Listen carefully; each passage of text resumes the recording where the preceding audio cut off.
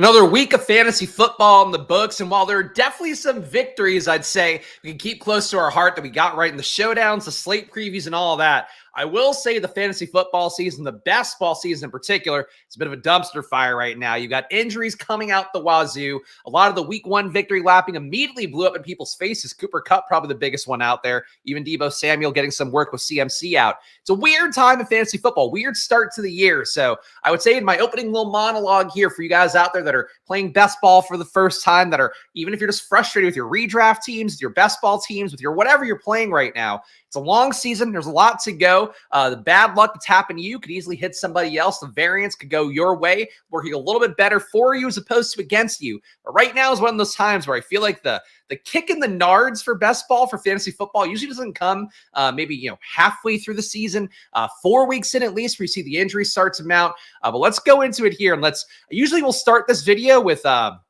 look at the top point scorers, but I feel like the fantasy injuries might be more important to open up with here, where you got McCaffrey out, A.J. Brown out. Looks like he's going to miss a few weeks with this hamstring injury. Puka Nacua out 5 to 7 weeks. He's on IR, recovering with the knee stuff that he's got going on, a PCL apparently. Isaiah Pacheco, broken fibula, out 6 to 8 weeks. Now Carson Steele and Samaje Perine going to fill in. They also brought in Kareem Hunt for a look.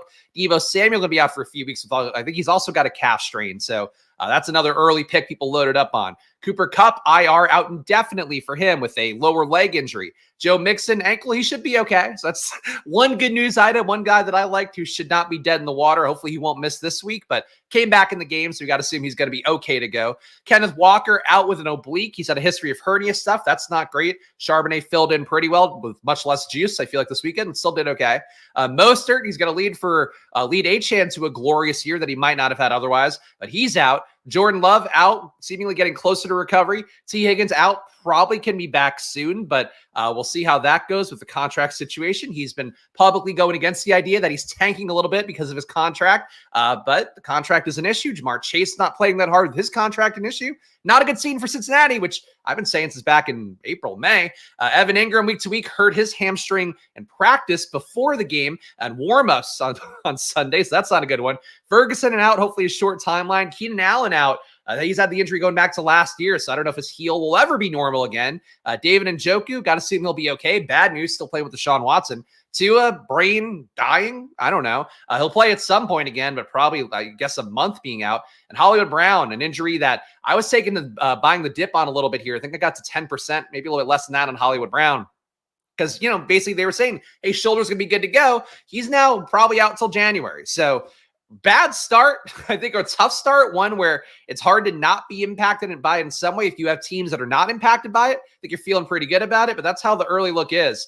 But really, I guess my one thing I would say to you guys out there is keep your heads up. It's a long year. Things can get worse for other people. It's not always just bad for you. So I don't know.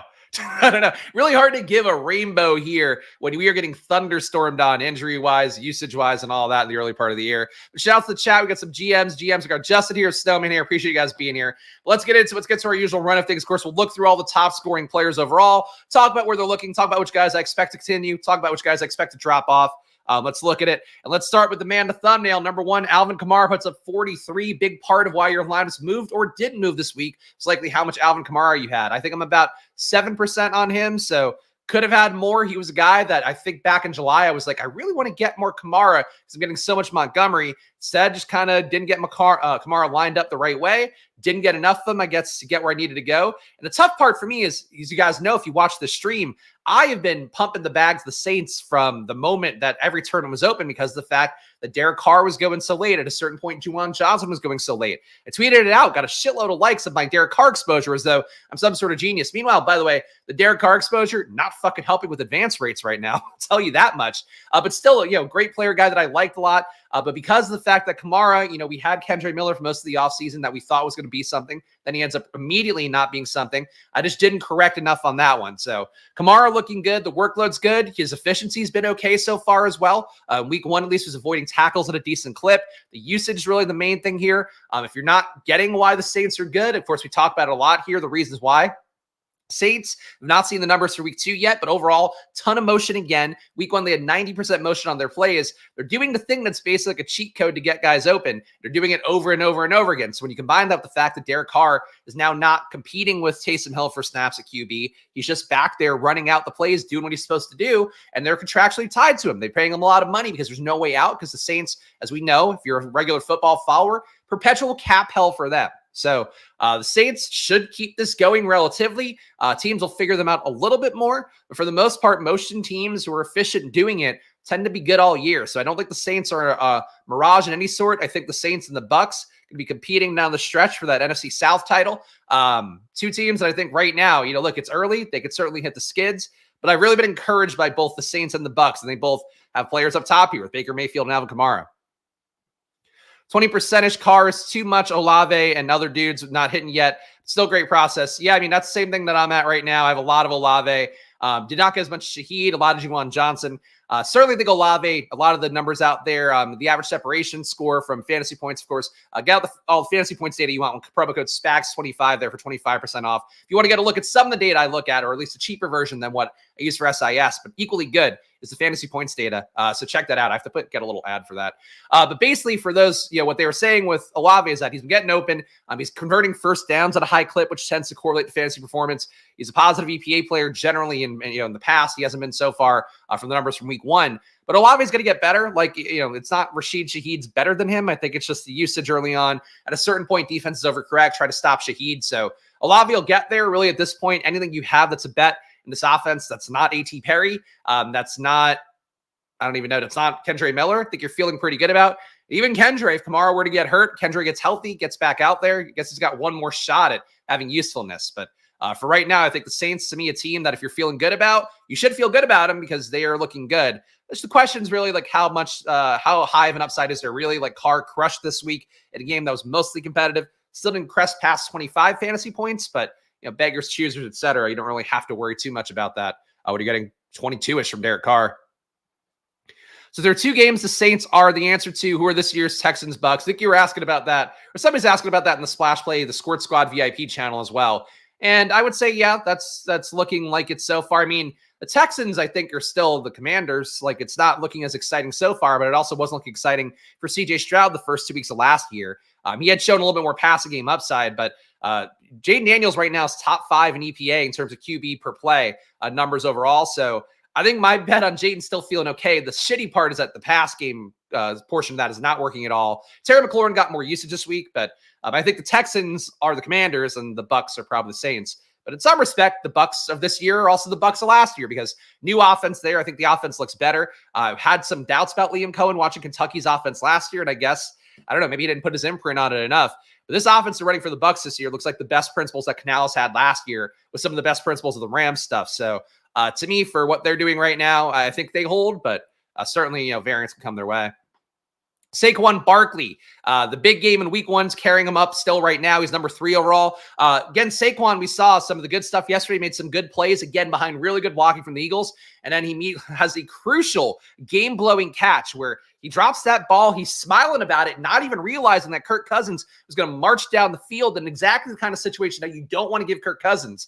That was an egregious fuck up by Barkley. And I think, again, you're seeing here what I've kind of had in terms of Barkley my entire time period doing this content is Barkley's got some talent. He's not an awful player, but he's not a great player. He's not as great as he gets paid for. He's not as great as people treat him as. And as a result, he gets to these situations where he's playing well for portions of the game. And you know what happens? He absolutely blows the game. And in fact, twice in that game, he cost people with not getting that touchdown. His knee goes down. Then, of course, dropping the passer that would have made it. So the Eagles could have easily won that game. Instead, he blows the game. And look, I don't think Saquon's dead by any stretch. The usage has been great for him. Week 1, he had 9 red zone touches. This week, I'm sure he's going to end up closer to 4 or 5. But for Saquon, the usage is good. It's all that, but he's just not this. He's not CMC. That's what I will say time and time again. He's not CMC. I think we saw how not CMC he was at the end of the game. But that's real life stuff. For fantasy, run out's good. A bad day for him, he gets you 15.6. I'm going to be mad at that. When a rookie QB figures out touchdowns, it's over for these Ds.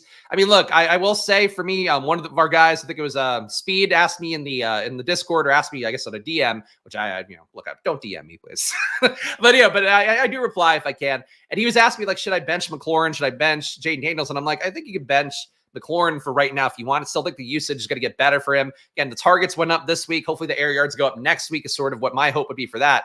For Jaden, though, he got to scoring position 7 times. They had 7 field goals in that game. So I don't think we're as far off from good scoring as it seems like sometimes. But right now, to start the year, there's the lowest scoring portion of time period that's I think ever occurred to start the NFL season, or at least in the last couple decades. So it's not good right now, I would say. And I think the hope is that for some teams it gets better, and then for teams that are not good, maybe it gets worse. But even the teams that are was bad for, you're not going to have Bryce Young starting anymore. Andy Dalton, as I talked about last year, but not at enough depth, you guys would remember it. Andy Dalton broke my rankings last year, my score rankings, a version of them, where I put a bunch of data points together, EPA metrics, volume metrics, put them all together into one data point for myself to kind of see like what players I think should be the most targeted, should be the highest volume, highest upside, whatever. Andy Dalton like crushed the one game he played last year under Frank Reich. Now, granted, Andy Dalton, it was a different offense. It's Andy Dalton, all that. But I think Andy Dalton's got a shot of being, the Baker Mayfield in this new Dave Canales team because he's just a steady, reliable vet QB, much like Baker is, and a guy who also is willing to throw downfield, throws with accuracy, throws efficiently, moves the sticks and all that. So the worst teams should get better, I think, and the best teams should get better as well offensively. So the scoring drought to start, if I had to guess, it won't hold, but definitely the too high safety stuff has not been helpful for scoring, and teams being willing to run the ball more because of so many too high safety plays, not helping at all. Feels like Deontay, this target share could end up being the MHJ flop flag this week with the Red Rocket. I think Red Rifle we prefer. Red Rocket is too evocative of a dog's erection, which I believe is generally what that's called. But yeah, it's possible Deontay gets back. I got to look more at those numbers, but yeah, I don't know. I think that Dalton being good week 1, trying to play that outcome a little bit wouldn't be the craziest thing in the world for DFS, but I'm not there yet in my process, obviously. Achane at number 4, again, great usage for him. Mike McDaniels this week talking about how some players with what they do, they just beg for more touches. And he's saying that Achane's one of those guys. The more that Mostert goes out, the more that Achane solidifies his backfield for himself. I think the injury risk is pretty high for him. As is, the risk of Miami just kind of running that Rams way where one player goes down, another player goes down, another player goes down. That's certainly a possibility. But for Achane, I think that overall the usage has been good for him. You got to feel good about the pass game work. Him getting some goal line work last week, didn't give it up to Jeff Wilson, though Wilson also got hurt in that game too. But Achane right now, there's nobody really threatening him for work. So especially if Wilson's going to be hurt a little bit of a longer term, Mostert's out. If Wilson's out, it's just Achane's backfield. So him at number 4 feels pretty good. Derek Carr, kind of shockingly at number 5, but just 2 solid games, 21 points, 22.8 points, and half-point PPR. That does it for you. I don't know what else you could say about Derek Carr other than what I've said already. The work's been good for him. The efficiency's been good for him. The usage has been good for him. How they're putting him in his position to succeed. So to me, for Carr, I don't know that he holds up this steadily, but if I had to guess, and this is sort of my theory the entire time, was he's going to give me steady, 14 to 18 point games. I didn't realize we were going to get, 21, 22 out of the gate. But I think that's what you're going to see is just these 15 to 25 point games for him, maybe throughout the year. I think they're just going to be reliably there. The sad thing is, I don't actually know how much that helps in best ball because I have about 20% Derek Carr and I'm not advancing 20% of my teams. Just the amount of injuries you have in other positions is still not going to prop you up. But if you have, your elite QB who bombed this week, your Josh Allen, your Jaden Daniels, I guess, who would now be an elite-ish, your AR who bombed, Lamar kind of bombed, to some extent. I guess 17 points is not a bombing, but it wasn't great. If you have one of those guys and Derek Carr, I think that's where you're looking the best. But for right now, I feel like Derek Carr just on his own, doing a good job. Just you got to have Rashid Shaheed, I think, for that stack. I mean, really Shaheed and Kamara. If you have those two, your entire team is bubbling up. If you don't have those two and just have Carr as a bailout, probably not doing a whole lot for you. Carr threw 16 passes. What a chat. I mean, the game was out of hand in the first half. I had for the fantasy points article this week, one of the prop bets I'd taken from their prop finder was CeeDee Lamb over 90 and a half. I think 94 and a half rushing and receiving yards. And CeeDee Lamb didn't have a target in the second half, or didn't have a touch in the second half. He's stuck at 90. He was at 90 at halftime. Didn't get any more. So the game was just out of hand. They didn't throw it because they didn't have to. So crazy efficient. Upside if the defense gives up more production, sort of what you're looking for your QBs and your stacks. So looking pretty good for Derek Carr. Love the Bryce Spags of Kids of the Future. I will say for Bryce, obviously, if you're relying on him at some sort of 2 QB build, you're probably fucked, especially if you could have taken a Derek Carr instead. For Bryce, though, him getting pulled right now is probably your best chance to salvage value at the end of the year for the playoffs. So Obviously, there's still no guarantee that happens, but Dalton getting hurt again, Young taking a few weeks on the bench to kind of get his head right. I likened it, I think, in the VIP Discord yesterday to in baseball, sometimes they'll send a player down to the minors for a couple weeks just to get his head right, to kind of get himself, or they even sit him in a game and just keep him. So he's practicing in the batting cage or whatever, but he's not playing. Obviously, it's a different sport, different situation. Doesn't mean it's going to work, but I think allowing him to reset a little bit, he's, I think, a better situation than Zach Wilson was in the same spot, where I think he's got better mental acuity, I guess is the best way to put it. He comes from Bama. He's been through kind of the ringer a little bit. So for Bryce, I think he's probably mostly dead. The fact that he couldn't immediately kind of have a jump upwards this year and it got worse is shocking to me, because he was so bad last year. It's almost at a certain point, the dead cat bounce. Expect a guy has to be better because he was so bad the previous year. But for Bryce Young, he wasn't. So I think at this point, having him not be out there is better than just him becoming Nathan Peterman out of just the inertia of playing and keeping getting worse. Is sort of how that goes. Jalen Hurts, the run usage looks good. Tush push looked better yesterday as I thought it would. Like I said on stream, same thing. We wouldn't panic about that. Obviously, if he does better, Saquon does a little bit worse, but both guys can certainly hit in the same week. For Jalen Hurts, I think really the biggest issue is that it doesn't seem like he has the best grasp in this Kellen Moore offense yet. We saw it week one. I mentioned his inefficiency, 49% catchable ball rate in week one. It's not good. It's not where you want to be. You want to be in the low 70s, mid 70s, ideally as a minimum. So for a guy like Hurts right now, the rushing upside being there is always going to make him viable. Not even having A.J. Brown is going to hurt a little bit. It's just one less guy to kind of prop up his overall numbers and make that parlay a little bit easier to cut down on. But having Devontae Smith, clearly concentrated target share there. Jahan Dotson does nothing. Britton Covey goes 6 for 23. Goddard does nothing. It's pretty obvious you go with Hurts now. So that's the positive for him. The downside is just, again, he doesn't seem like he's all the way there. But it's early, and Kellen Moore's offense is good. And they've been moving the ball fairly well. It's just they kind of fucked up over and over again when they needed to not fuck up, which is a very simplistic way of looking at it. But sometimes that's just kind of what football is. Be interesting to see if advance rates get affected over season with how many injury headlines there were, or landmines there were, between picks 11 to 20. A lot of teams getting a month of zeros from their first two wide receivers. Yeah, I mean, look, I've got 15% Puka Nacua. I've got, who else in that range? I mean, I've got, I think, 10 to 12% A.J. Brown. Amon-Ra should be okay, but I've got enough of him. He was hurt. It's not a great start. But everybody's going to get probably equally affected. What it will probably do the most is drive up the RBs in that range, because Saquon's hitting, Breece Hall's hitting. Obviously, he's coming a little bit earlier, but that's kind of the same general range there. Nico's going to be more valuable as a result. Yeah, Achan's hitting. I mean, that's really what it's going to be. But Ayuk is going to get his shots to hit too the next few weeks with Debo out. So I think it's going to move around. Again, it's early. Overreacting to anything early is just a fool's errand. It just sucks when you see, your advance rate going down, your potential profits going down so early on. But that's unfortunately the name of the game. Kyler at number 7, a perfect QB game for him, 158.3 rating, the most optimal rating you can get in a game. Looked good, of course, crushed early with Harrison. Then they, much like the Saints, dialed off the second half. Harrison barely got used. Pass game barely got used down the home stretch. The Rams just had nothing to compete with that team. But overall, Kyler looking good. Offense looking good.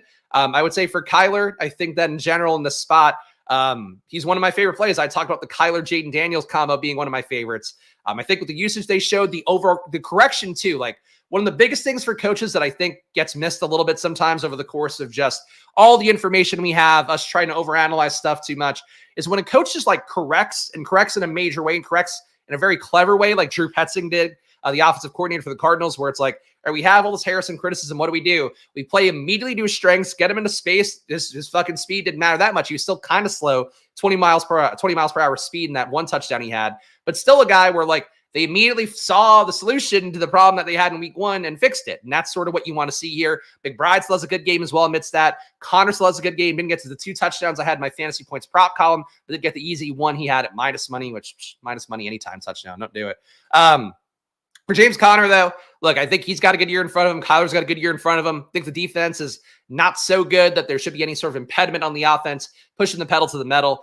So Kyler, to me, good spot as well. And again, you pair him with Derek Carr right now, probably feeling pretty good. Lamar, Ravens just don't look right so far this year. Even that first game, the likely usage was mostly out of desperation. Lamar running around this week, he runs around a little bit less. Raiders felt like they just had the answers to everything they were doing. Got to think the Ravens will get better. The Ravens are one of those teams that every year, if they start slow, whether it be on defense, on offense, He starts to get better as the year goes on because they're just well coached from the top down. So if I had to guess, that's what'll happen here. Certainly wouldn't worry about Lamar. The fact he's getting you QB8 with 2 losses, I think it's not a bad thing at all. Upside, you wish you were giving you 40-point games or something, I guess, if you drafted him where you did. But besides that, probably more worry for Mark Andrews than anything. But even that, his usage kind of corrected itself a little bit. Jaden Daniels, again, no issue with that. Really wish he had gotten a touchdown, but if he doesn't get a touchdown, this is what happens. Got over 200 passing yards. That was the main thing I was looking for him this week. Didn't run quite as much, but the Giants were in negative EPA against QB rushing in week 1. I think that carried over to week 2. We'll see what happens in week 3 against the Bengals. My hope is that he puts it up on Monday Night Football in a huge way, but we'll certainly see how that goes. And J.K. Dobbins at number 10. So greatly outseeding his ADP right now. I don't want to jinx it because I do think Dobbins, great story, overcoming all the injuries he is, all great stuff. Dobbins to me feels a little bit like Adam Thielen last year where the Gus Edwards usage is still there. Gus is running bad right now. He's also kind of ramping up after not practicing as much as he should this offseason because of his own injuries. Dobbins looks great right now, really efficient, all that. I think that there is sort of a 10-point, 5-point kind of, maybe not 5 might be a little bit low, but like 7 to 12 point range of games coming where Gus Edwards gets closer to 15 to 18 just by stealing one of those touchdowns. Dobbins has good goal line work right now, but less rush game work overall. So I think for Dobbins, really encouraging, but I think you almost want him to settle in a little bit lower because the expectations are getting kind of high. Like he should be, if he's getting you around 10 to 15 a game, you're probably really happy with his ADP. But right now he's pushing it a level where he's carrying teams, I'm sure, that are missing hero RB builds. If I had to guess too, a lot of the guys like CMC teams probably have Dobbins a lot. He probably came with people that kind of made the chalkiest, I would say, boomerish RB takes early on. That'd be my guess for him. So he's probably carrying a lot of teams that probably should be falling down, would be my guess. Was fading Brees and overweight Braylon. That feels great. Braylon was getting all the signal he would have had standalone value. Yeah, I don't know how often you get games where both RBs combined for 40.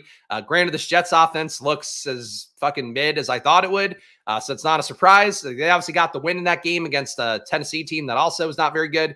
But that's a lot of production for 2 RBs. I don't know how you do that. Unless, again, Garrett Wilson's going to bust as wildly as it seems like he is, which would make me right about that. But I don't know. I think the Jets find their depth a little bit. I think you should be happy with Braylon now on his ADP. The usage, how he looks visually, all good. But it's hard to sustain 2 RBs to that level. So that's, I think, not going to happen much moving forward. All right, Chunky, everyone's killing it today. Watching it from the front like a stripper. Thank you for that. I don't get that reference to a stripper, but yes, you can watch stripper from anyway, from what I understand. Josh Allen, despite the bad week 2, he's still at number 11. So it kind of shows you how fantasy football scoring has been so far. Well, that's your top 10 right now. QB is going to look very similar. Again, QB is kind of dominating the scoring right now. Baker, number 1 overall, 30-point game, 20-point game. I think he lands more in that 20-point game, a lot more reliably. But hey, knowing he's out that upside, he's a playable play in DFS and probably gives some upside in best ball as well still. Derek Carr, number 2. We've talked about him enough. Jalen Hurts, same thing. Kyler, same thing. Lamar, Jaden, again, going to be better weeks for him as well. The usage was good. 7 times could kick a field goal. Still a good thing to see. Josh Allen, AR, down week for him. AR, I worry about a little bit. Packers were just really prepared. They really, on both sides of the ball, there's some tweets out there from coaching kind of people talking about how high school coaches, college coaches who don't have a ton of talent should watch that Indianapolis Colts game and see how Matt LaFleur ran that Packers offense with Malik Willis just to set up easy plays, still be an offense that worked even though the QB play wasn't good. They kind of just got out coached in that spot, which sucks because I love Shane Steichen, but I feel like his game planning, like his head-to-head game planning is one spot that's weak. I think his overall scheme is good, but like in terms of exploiting weaknesses in other teams, it's one spot that I feel like has been weak so far in the year and change of following him pretty closely. Besides that, though, the AR does need to start running more if he's going to pay off his ADP. Does seem like he's been running less. He keeps feeding Alec Pierce. Needs to get other guys going a little bit more. A.D. Mitchell, a dud. Michael Pittman, a dud. I mean, the entire game was a dud, but somehow Alec Pierce got there despite AR putting up so few points. So the Pierce thing's going to end at some point. AR, I think, will find his depth a little bit more, but it could just be, I don't know. I don't think as many teams were as well coached as the Packers, but I think there could be games like this for him moving forward a little bit more where if he doesn't press the action enough, if he fucks up, if he has turnovers of plays that could be scoring plays, it's sort of what's going to happen. But I think you're usually going to get him more in that 20 to 25 point range. This is just a down week for him. Yeah, it was. I mean, look, it's one of those things that's really easy to say in hindsight, but like it genuinely is like Matt LaFleur came very ready for a situation that most coaches would kind of wilt under, and he got the most out of Malik Willis, got the most out of that offense. The offense didn't look good, but it ran well and didn't fuck up. And sometimes that's what football is, especially in this current kind of landscape, this current environment in the NFL. You can get away with that a little bit more. Big stands, the Boomer RBs, Saquon, Kamara, Mixon. I mean, those are the good ones, but if you have the stands on like CMC, Derrick Henry, those are looking a little bit less good. The point being is that there's certainly a psychological thing you can point to where if I had to guess, people that take your CMCs, your Derrick Henrys, your whatever up top, they are probably taking Dobbins a little bit more. So if I had to guess, the CMC damage was a little bit mitigated for some people by having Dobbins at a higher rate of ownership, but there's no way to tell that right now. Geno Smith, good game for him. Didn't need a 30-yard rushing TD to get there this week. Pass game looked a little bit better, a little more like I expected the Ryan Grubb offense to look. The route charts, if you want to go through them on NFL, pretty interesting to see some of the pass plays and how those guys were being used better than they were at any point in the previous regime, including DK Metcalf, including JSN last year. So I think there's a good sign of hope here. Seattle week 1, I probably got a little bit too spooked off of just because of the fact that they were so bad in week 1. Excuse me, I got a cough. Nothing better than that fall phlegm mounting up. Always great for broadcasting. For Geno, though, thought the usage was good overall. The offense looked good. Thought it's exactly what I wanted to see this offense be. So for Geno in the 9 spot, I think you feel pretty good about it. And right now, a team with Geno, Baker, Derek Carr, I don't know that it holds the entire year in terms of all those guys giving you 15 and 25 each week. That would feel like a pretty good QB +3 with the stack partners being cheap enough, having big upside. I think to me right now, there's an obvious path to non-elite QB winning, non-elite tight end also looking like it's got a good shot of winning as well. So those are your guys right now. And Darnold to a lesser extent too. But Darnold came about too late in the year. Obviously, a lot of people were taking McCarthy, assuming that he'd play at some point. But the Geno, Carr, Baker part, I really think is one where that was, I wouldn't say obvious, but like all guys that had real roles, all guys that people were kind of talking themselves out of, but maybe they shouldn't have. That's sort of, I think, a lesson there, even though, you know, like, and these are all guys too that for what it's worth had produced in fantasy before and had big upside to a certain extent. So I think there were really obvious signs there that we should have built around more. And maybe people didn't because they like the elite QBs. They like other QBs more in that pick 85 to 100 range. RBs right now, top scorers, go half point PPR. Again, Kamara number 1, Barkley number 2, Achane number 3, Dobbins, again, probably to come down, but still a great start for him. James Cook, number 5. So Cook, the one big game here. Honestly, his big game looks smaller in hindsight, even though in the moment on Thursday Night Football, he was absolutely crushing. The usage for him, I still feel like can go down. When Ray Davis came into that game, I thought he looked just as good as James Cook did, obviously going against a kind of beaten down Dolphins team at that point. But Cook, to me, I think feels good. I would feel less solidified in his role than I do Kamara, Achane, Barkley right now. Even Jordan Mason for as long as CMC is out. But I think Cook is still in a good situation. They want to run the ball. They're giving him goal line touches. All that's good until there reaches a point perhaps that Ray Davis is so good they can't keep him off the field.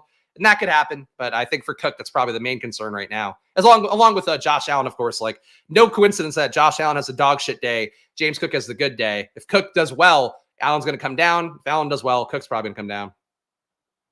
Faded Cook, but he looked good. Yeah, I mean, look, it was definitely long runs, which you're not always going to have. But yeah, I think really for him, the main thing is just I worry about the other RBs. I worry about Josh Allen more week to week than I would some other players. But look, he's going to beat out Pacheco now. Pacheco's going to be out 2 months.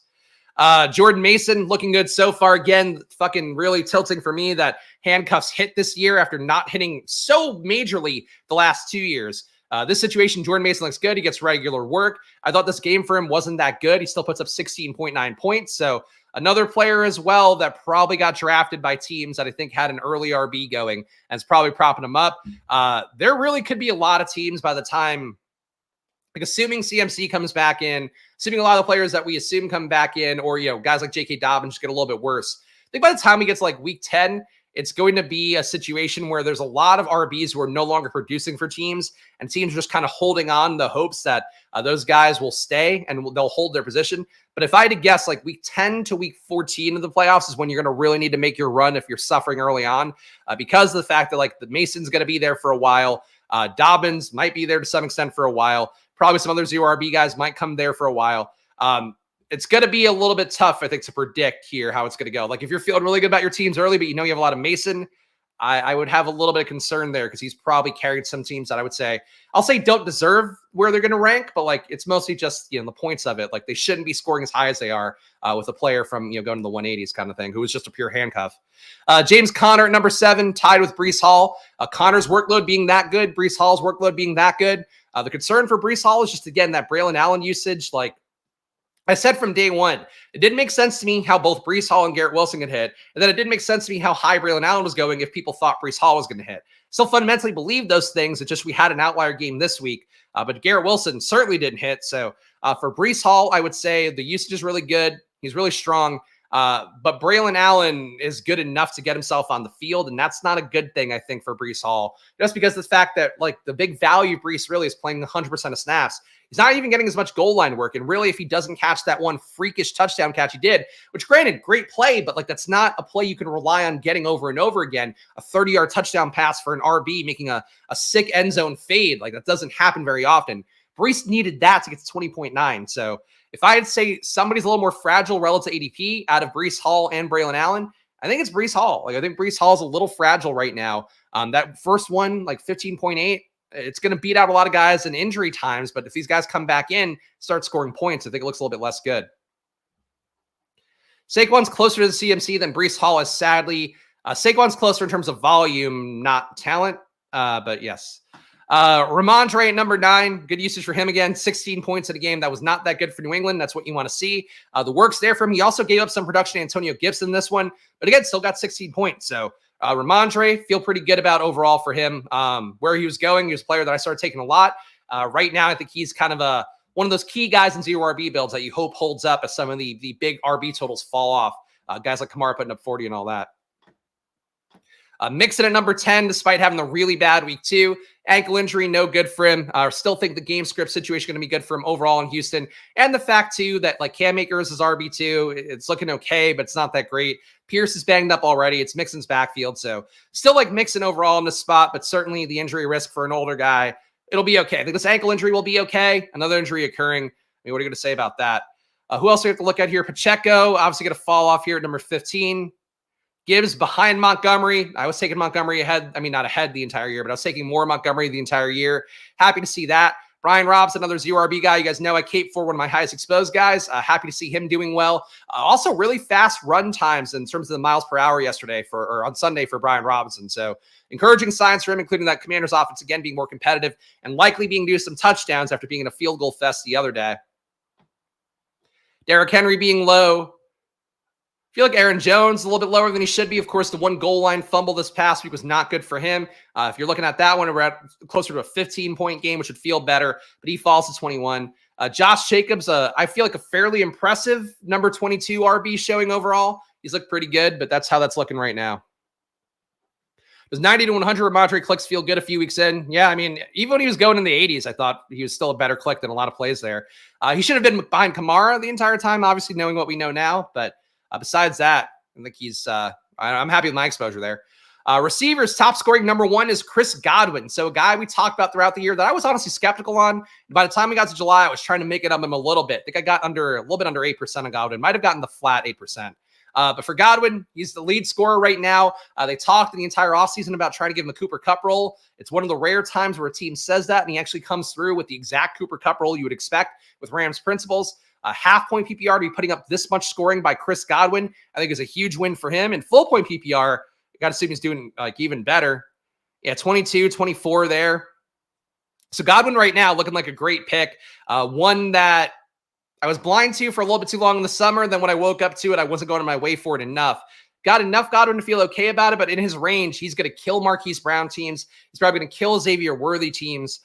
He might kill Packers receiver teams, could still kill Deontay Johnson teams. Like Chris Godwin is alive to be a player you needed to advance in that range. So Godwin looking good right now, and certainly the team I think can hold up as we've talked about throughout this entire show.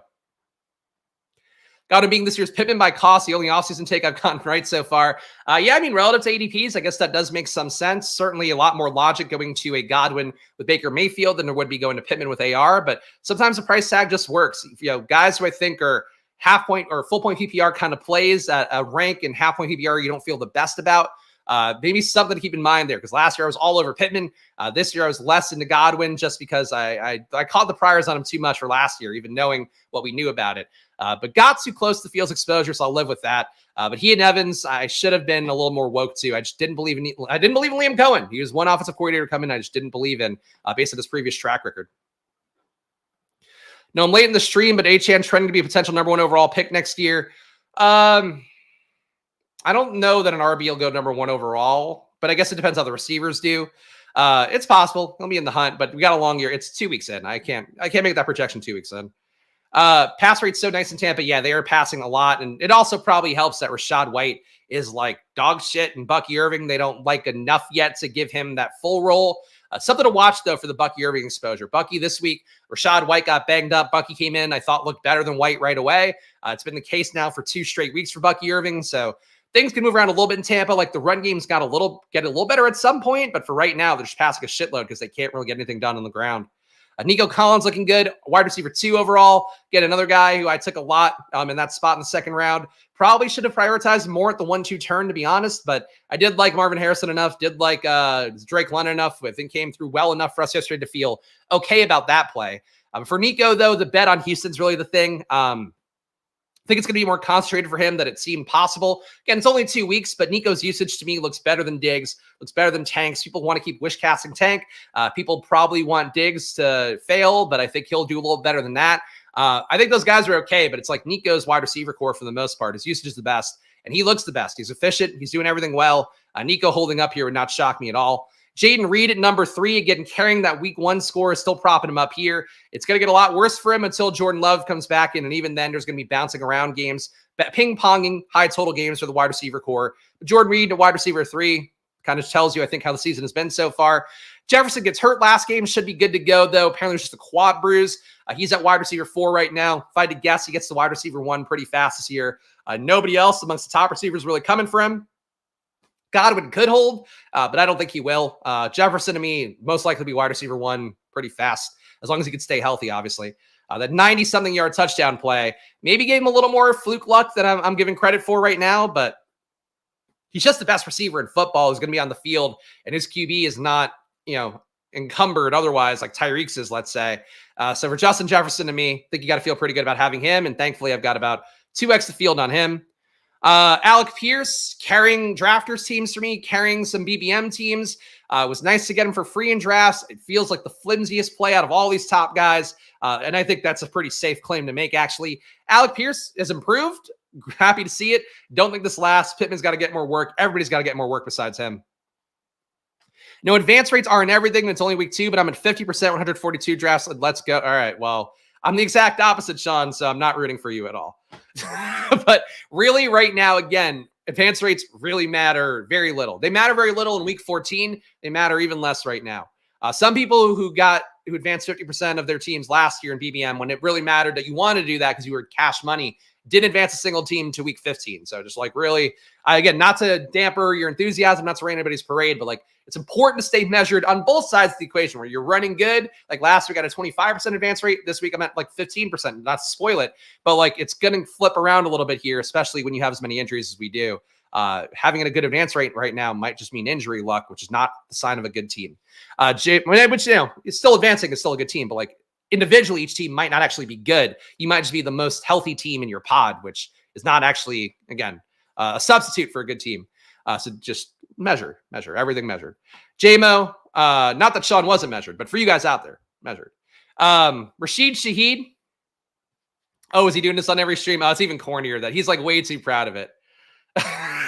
Oh, well, now I don't feel bad about raining on his parade, but it is important on both sides, though, really, to have that sort of thing. Rashid Shaheed, Jameson Williams at 6 and 7. 2 guys I expect to come down a little bit more when their alpha receiver bubbles back up.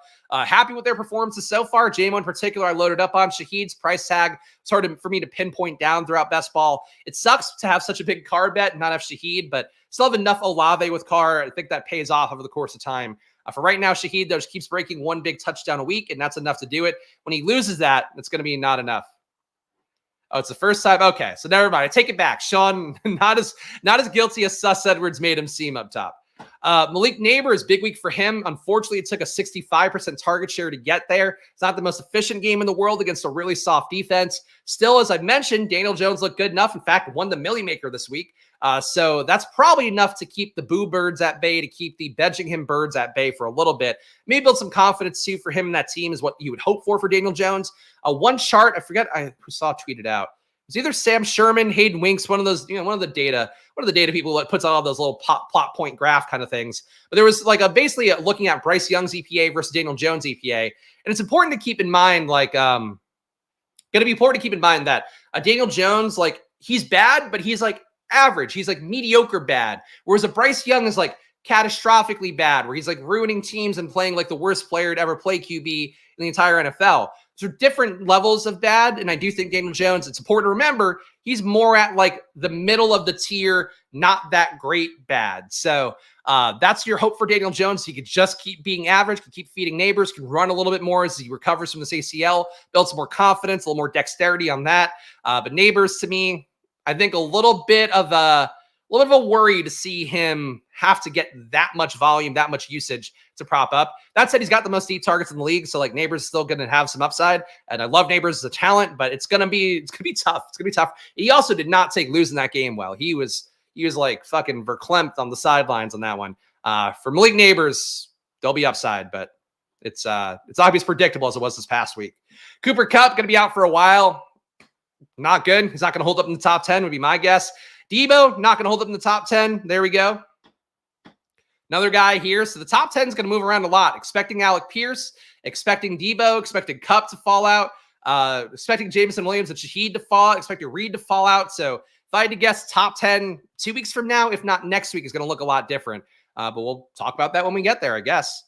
Guys, if you appreciate the stream here again, we're just kind of talking through how the season's going, talking about the guys, how they're performing so far, how they're expecting to perform the rest of the year. But your engagements go a long way for me. I'm a sole proprietor here in this stream. To be candid, it's probably the least watched one of the week because of the fact it's just looking back and whatever, and it's more about the vibes and catching up about everything we've been doing all year. But that means that your support does go even further here. So please hit the like button, please subscribe, leave a comment after the fact, whatever you want. But your engagements go a long way for me as a sole proprietor. Of course, play an Underdog as well. $1,000 in bonus cash still if you go deposit an Underdog. Stochastic, 15% off with all their data and tools. Link in the description on there. All the Sims tools, I talk about the data, and that single lineup tool, which people fucking Stochastic, gotta give them credit.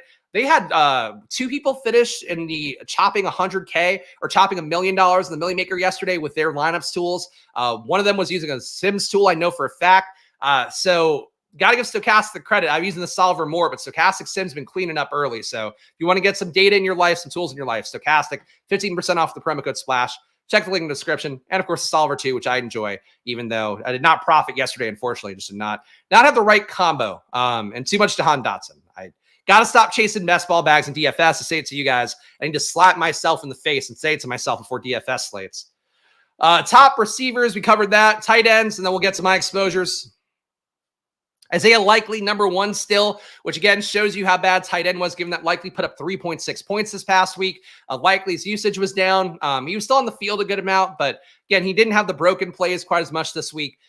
He was not a design first read very often in week 1. He was not a design first week in week 2 either. It's basically how that looks. Brock Bowers, guy I touted on Sunday, told you guys I was taking him in every battle royale. Thought he looked good on DraftKings. Took him as well on the cage match video I did for fantasy points with Neil Orfield and Jake Tribby last week, which again put up 200 fucking points in a cash game lineup, drafted in snake draft style. So the best lineup I probably will ever build on stream was in that video. But Brock Bowers looking good and great first read usage, moving the first down chains a lot. He's doing all the stuff you want to see for a tight end. He's probably right now, he and Trey McBride, the 2 best roles in football. And Bowers, you can make a case with the upside, with the fact that that team seems to be relying on him without many other weapons. Maybe more upside for him because the Cardinals should have more weapons. Kittle, number 3. Henry, number 4. Hunter Henry was one guy I remember explicitly saying on stream in like July. I'm like, I'm just taking Hunter Henry every time in this range, and I got to stop doing that. I did force myself to stop doing it because Henry was banged up all preseason. And he's one of the rare guys who was injured like in and out of practice a lot in the preseason. Now he's in season. He's fucking healthy. He's dominating, getting a ton of targets. It makes sense with Jacoby Brissett. Jacoby Brissett feeds tight ends pretty well. He's also just a smart player who knows to check down to a guy who's going to be open a good amount underneath. That's Hunter Henry. So Henry, don't know that he holds up because the pass game offense should be shitty some weeks. You're going to see these 3-point games coming up. You still have Austin Hooper there taking some snaps away. But to me, Hunter Henry, I feel like, again, we're in the same spot last year. He started the year really hot. I think he starts the year hot. How he holds up down the home stretch, we'll see. Gesicki, good usage on the home stretch as well. So 12.6 fantasy points for him and half-point PPR this past week. Don't think that holds when T. Higgins comes back in. Don't think that holds as well with Jamar Chase. Jamar Chase just so uninvolved right now. But Gesicki, I don't think it looks like a bad pick right now. I'd probably rather have Henry. I'd definitely rather have Bowers, rather have Kittle. But Gesicki for a late tight end, he's better than Noah Fant. So he's got that going for him, I guess. Trey McBride, usage has been okay for him. He looked a lot better in full point PPR, I think, this week, right? Because he had like 15, didn't he?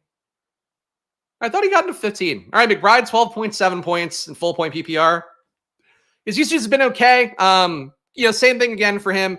When Marvin Harrison goes absolutely nuts, McBride's not going to hit that apex, especially if Connor's hitting his expected outcome there. About 100 yards and a touchdown in that game against the Rams.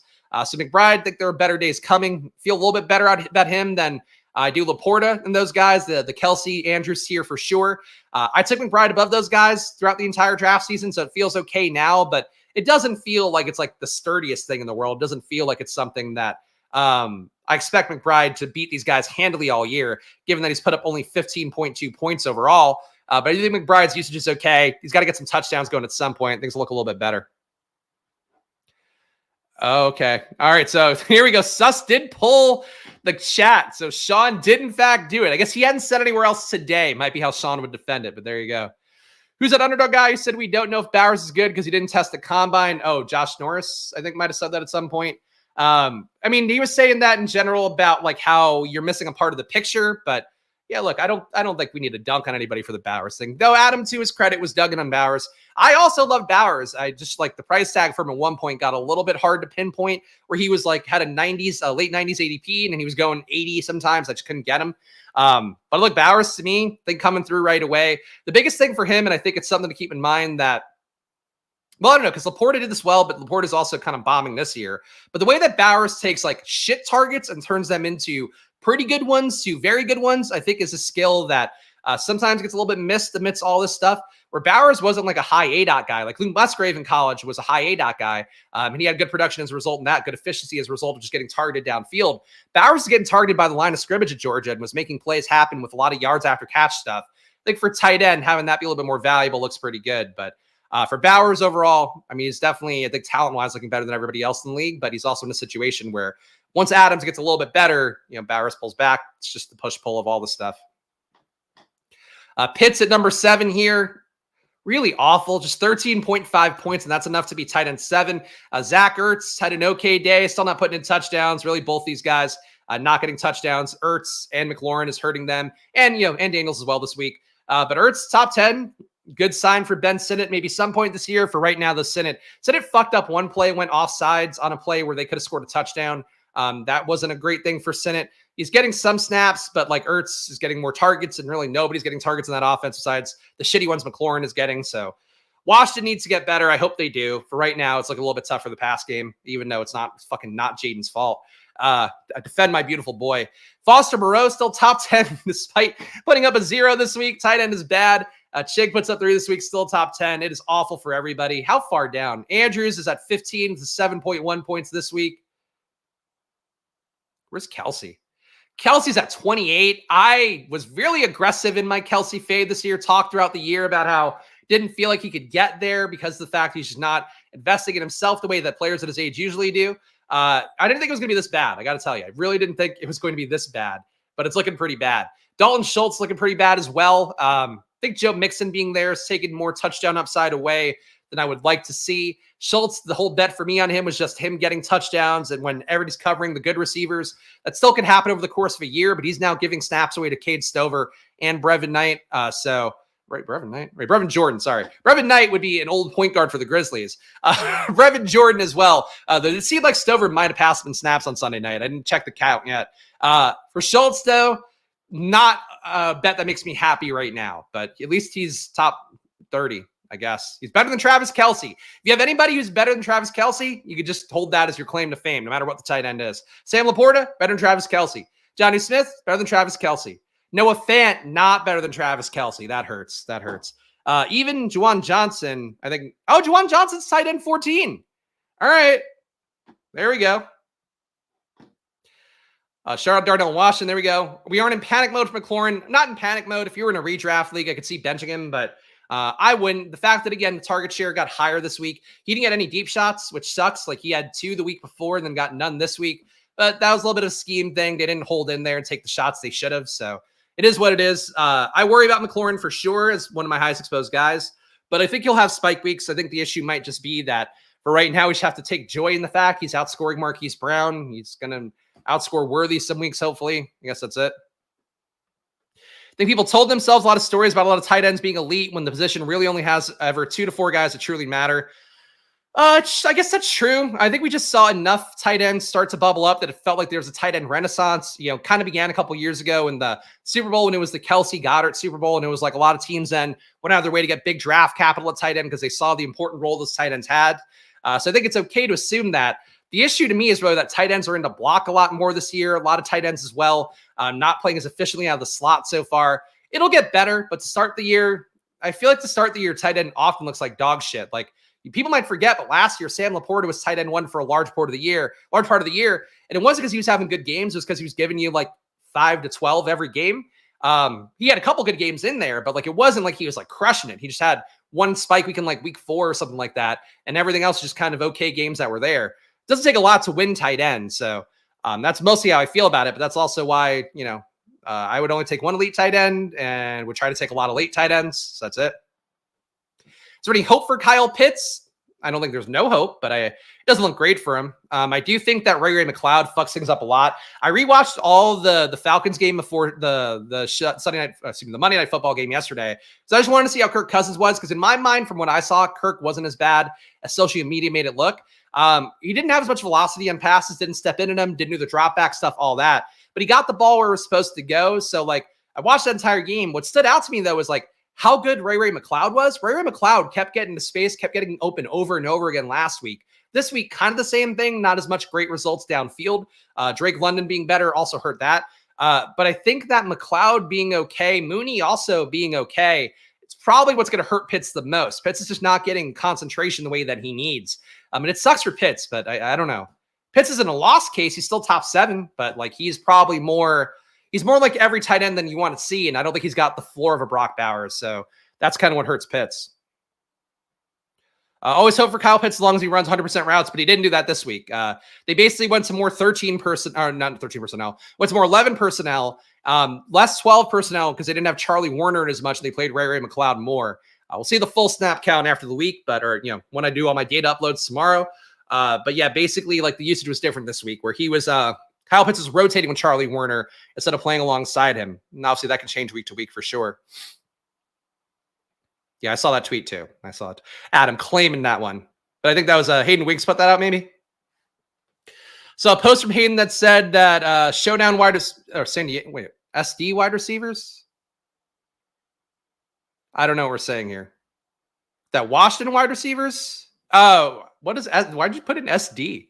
Fucking SD threw me off there. But yes, Washington wide receivers targeted on a league low 29%. Yeah, okay, that's not surprising there. Oh, that's said. Okay, got it. All right. Anyway, that's tight end for you. Tight end's dog shit. Let's look at my exposures, which are also dog shit. But again, guys, I show my process here. I show my results every week. So please subscribe, do that. I hate this part of it. Because again, it moves so much week to week. It's not fun to share it when it doesn't look good, but it's not looking good right now. So I got in BBM, well, the big board, 11 entries advancing out of 62. So let's do the advance rate data on that.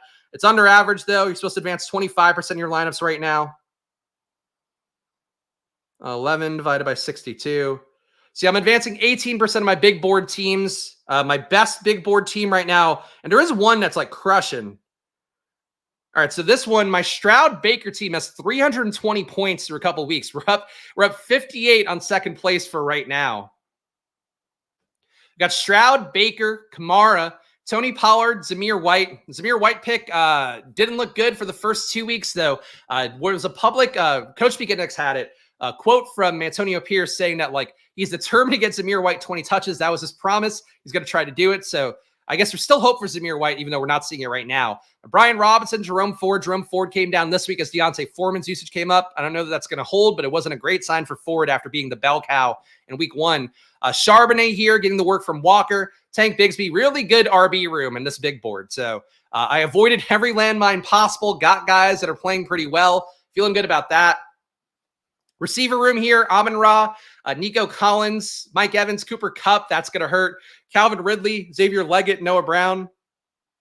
Back half of that room is not good. You're going to need Amon-Ra, Nico, Evans, and Ridley to carry a lot.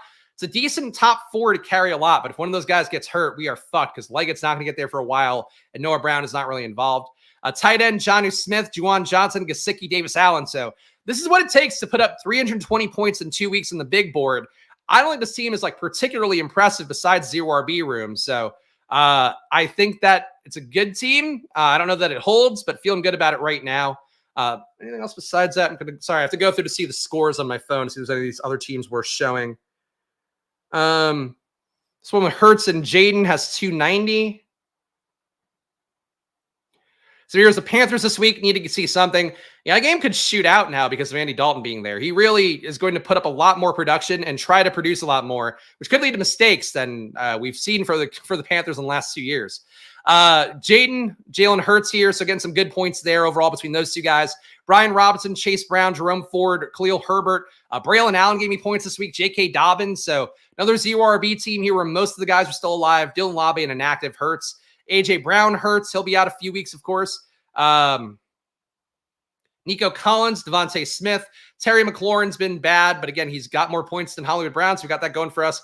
JSN, Quentin Johnston, Mingo, Yoshevich. So not bad on the bottom here either, but yeah, not great either.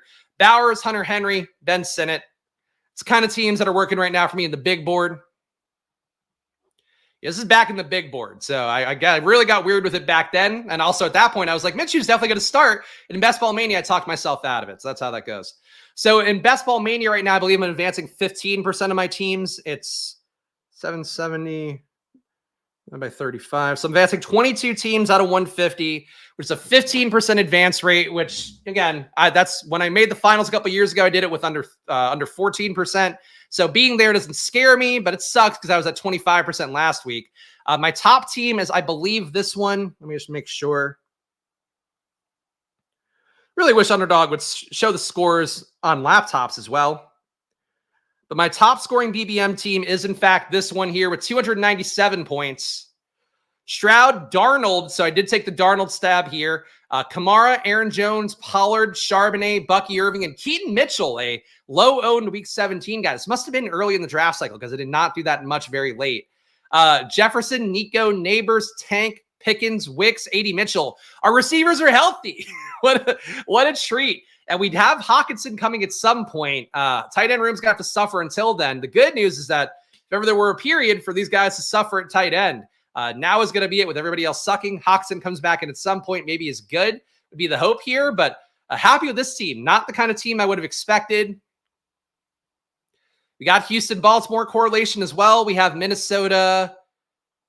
Got Green Bay correlation for Week 17. So 300 points. The team is live. We'll take it. I don't know what other teams are interesting. I'm just going kind of by point total here. Oh, I've got a Levis Carr one. So here's one where I got sniped to death because I have it. I only mark Snipe Fest when it's particularly egregious, but it's an extreme 0 RB team that I call the Snipe Fest. So we got Will Levis and Derek Carr. It may shock you to hear Derek Carr is doing all the scoring for the team so far. We got Kamara. Again, Kamara is going to be on all the top teams right now. It's not surprising. Zamir White, Brian Robinson, Singletary, Marshawn Lloyd, Ty Chandler. We haven't gotten Lloyd and Chandler there yet. Lloyd hurt his ankle this last week. Hopefully not that serious. All looks pretty good. Harrison coming back in this one. We're going to have better days from Olave. Cooper Kupp is going to really hurt in extreme 0 RB builds. That's not great to see. Christian Kirk, though, will hopefully be better. He has been quietly one of the worst picks at any spot. Again, the good news, he's outscoring Hollywood Brown. And maybe outscoring Keenan Allen this past week. But that sucks, man. That Kirk Keenan Allen range is one where I really drove home my fourth receiver, sometimes my fifth receiver. It's not good right now. The good news, hopefully I have enough guys to cover for him. But that Kirk Keenan Allen area right now is looking like death to me, especially because I could have taken an RB there who might have been good. Could have taken James Cook there and then taken Chris Godwin the next round. So that right now feels like one of the biggest ADP kind of draft board errors that I've got in my process that I could think of. Anything else? There's not a lot of easy ways to review the stuff that I can highlight here. Anything good? Oh, here's one team that I drafted off stream that I just think is interesting to see how it does. So in this team here, right now it's a number 2 with 256.6 points. Again, it could fall because we're all kind of bunched up here. I accidentally took Malachi Corley in the 80s in this one, I believe. I took him pick 88. Took him pick 88 accidentally because I had done a star method error for me. But this team has Kyler and Aaron Rodgers. We got Saquon, Brian Robinson, Blake Corum, Ray Davis, Antonio Gibson. So Gibson's making my lineup already. That's not great. Puka Nacua, he's hurt. Devontae Smith, Jaden Reed, Malachi Corley reaching 100 spots ahead. Khalil Shakir, Brandon Cooks, Michael Wilson, and Jalen Tolbert, who made a lineup this week. Trey McBride is our tight end with Dalton Kincaid, who's been fucking useless. Bully tight end with the hero RB. I accidentally reached for Corley, and right now this team is advancing. So if you want to see how little advance rate matters in week 2, the fact that a team where I reached 100 picks for Corley accidentally, I did bully tight end and a hero RB, and it's still advancing, that probably is a sign. One of my worst teams, here's 1 in 12. 189 points on this one. Jared Goff and Baker, Raheem Mostert, Ty Chandler, RB2, Zeke putting up points, Samaje Perine, Bigsby, Estime, Shipley. This room is ass. Oh, this RB room is so ass. At least we got there in volume, but God, that's a bad RB room. AJ Brown is out. That's not good. Debo's out. That's not good. Mike Evans is in. Pickens is in. Deontay Johnson resurgent, hopefully. Addison will come back. Dobbs will get throws from Malik Willis occasionally. Sam Laporta, Jake Ferguson out. This team is cursed. This is a 12th place team if ever I saw one. But it doesn't feel as bad as like a true bottom out 12th place team could be. Have any worse ones? Not a lot of 12s for me. I guess that's good. Perine I don't know how solid he's going to be. They still have Carson Steele there. They could still sign somebody else. GM made it sound like they're going to go with Steele and Perine as the backfield, but yeah, we'll see. This team is a number 12 as well, 177 points. Stroud and Dak with Zach Moss, Zeke, McLaughlin, Herbert, Justice Hill, Carson Steele. All right, maybe this one will get there. Kenneth Gainwell, Chase, Nico, Diggs, Pickens, Deontay Sutton. This team's not dead. It's just been shit so far. Anyway, I would say for you guys out there, I would do this exercise for your teams if you want, just going through, looking at some teams that you felt good about before, especially if you do label them all, and then just seeing like where they are now. They might not be as dead as it seems. Your good teams might not be as good as they seem. Like that's sort of how this goes. But that's basically the process here. Drafters, the last look we have here. I had surged to top 1,000 yesterday in drafters, but I think fell back with some of the late touchdowns. This is my top team right now, the 11th team I drafted. I think every drafters team I did was on stream this year. We have Kyler and AR, Mixon, Ramondre, Singletary, Trey Benson, Zeke, Evan Hull. That sucks. Puka, that sucks. Harrison Resurgent looking better. Pittman, not looking good. Zay Flowers, liked him a lot. Have a lot of him everywhere. Lockett, Wilson, Boyd, Hyatt, and Alec Pierce. Alec Pierce makes the lineup here with 16.6 on drafters.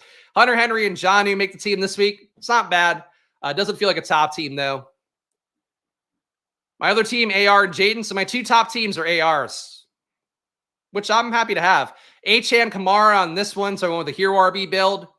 Got guys hopefully will come on later in the year. Amon-Ra, Metcalf, McLaurin makes the roster. 8.2 full point PPR points. We got it, guys. Amari Cooper. Amari Cooper, by the way, quietly one of the bigger busts in that range as well. Brandon Cooks. McCaffrey's done nothing. Diami Brown didn't make the lineup, but he's here. Khalif Raymond and Alec Pierce again, the great bailout. Boy, this is one I feel like I remember this one on stream where I was just like, fuck it, I'm just going to take a shitload of receivers late. And I guess it worked. Top scorer actually my worst team on drafters, just for completionism here. Just shy of 200 points is this one. Derek Carr, Derrick Henry, the two Derricks carrying things. Khalil Herbert's making the roster. That's not good to see. Mostert not being here does hurt quite a bit. AJ Brown is out and Puka Nacua. Good. We lost our two top picks. That's always fun to see. Stephon Diggs, Christian Kirk. Cortland Sutton, Gabe Davis. Oh my God. 3 players under 8 points made my roster at receiver. That is fucking brutal. Andrews, Goddard, Greg Dulcich. Top team in drafters has CMC. Let's see it. Oh, Bayou Bengal. Bayou Bengal's in the chat. Has been in the chat before, I think. We got Trevor Lawrence, Derek Carr, Russell Wilson. So Derek Carr carrying this team. Really shitty QB room for him, but Derek Carr is doing the job. CMC, Saquon. Oh my God. He went RB Piggy real hardcore. CMC, Saquon, Achan, Kamara. This is the kind of team, man, where this could really fall apart. But that's, hey, it's working right now. Godwin, Jaden Reed, Brian Thomas, Tyler Lockett, Shaheed, Mike Williams, Darnell Mooney, Quentin Johnston. This team will not hold. If this team holds anywhere top 10, I will be gobstruck. This is an awful receiver room. This is a really bad receiver room. Results from the first 2 weeks aside, this is a really bad receiver room. But anyway, it's winning all the money on drafters right now. If only you could end the tournament at this moment in time. Hawkinson, Henry, Juwan Johnson, Simmons. So we'll get Hawkinson back at some point. That's a positive. But this is the kind of team where really expect this to fall apart. I would think a team that's got like maybe 2 of these backs is probably more likely to stay with like sub-zero RB guys coming late. But yeah, man, that's not it. QJ Backer arrived. Maybe he's getting a lot of the first read targets according to fantasy points data. That's probably it. It was also a matchup too that I pointed out last week. The Panthers defense is just quietly really not good. People got distracted by the fact that Bryce Young was so bad, ignoring that the Panthers D just got completely strafed, graded by maybe, the most functional, most efficient offense in football with what we know now about the Saints. But like Panthers are really bad on defense and should get killed over and over again. Now they have Andy Dalton. My guess is that they're going to have more shootout kind of games. So we'll see, but that's basically it. QJ's weird. They treat him like a Make-A-Wish kid. I don't think that's true. They gave him real targets, but yeah, it's just he's getting there because DJ Chark's not playing, which was part of the thing that kind of threw me off the equation. And then Brendan Rice starting over him got weird with the Chargers. I don't think Quentin Johnson was ever a play like you should have been loading up on. But for me, like I liked him enough last year. Maybe should have taken some flyers. Still feels flimsy though. Mostly it was a 551 game. The 2 touchdowns I don't think will always be there. In the pass game too, like they're not going to throw touchdowns in the pass game that often.